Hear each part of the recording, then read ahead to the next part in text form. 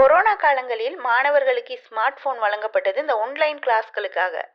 இப்ப பாத்தீங்கன்னா மாணவர்கள் இந்த கையடக்க தொலைபேசிகளுக்கு அடிமையாகியிருக்கிறாங்க. இதுதான் உண்மை. நேற்றைய தினம், அதாவது 30ஆம் திகதி இரவு, ஒரு அப்பாவுக்கும் மகளுக்கும் ஒரு கையடக்க தொலைபேசினால பயங்கரமான பிரச்சனை வந்திருக்கு.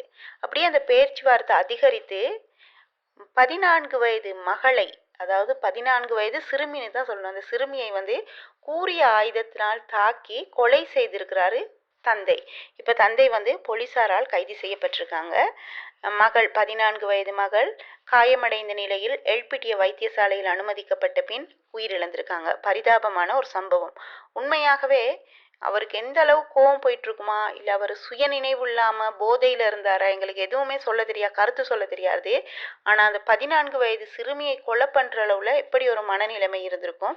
இது நடந்திருக்கு எதனாலன்னு பாத்தீங்கன்னா கையடக்க தொலைபேசிகளால. இன்று இலங்கையை பொறுத்தவரையில அதிகமான மாணவர்கள் கையடக்க தொலைபேசிக்கு அடிமையாகி இருக்கிறாங்க. சமீபத்துல கூட நாங்க ஒரு செய்தி பார்த்தோம். ஒரு அப்பா ஒரு மாணவனை அதிகமா நீ கையடக்க தொலைபேசி பாவிக்காத நேசினதுக்கு அப்பா வெளியில போயிட்டு வர முன்னுக்கு ஒரு மரத்துல தூக்கிட்டு தற்கொலை செய்து கொண்டிருந்தாரு 14 வயது மகன். இப்படியெல்லாம் சம்பவங்கள் இலங்கையில நடக்குது.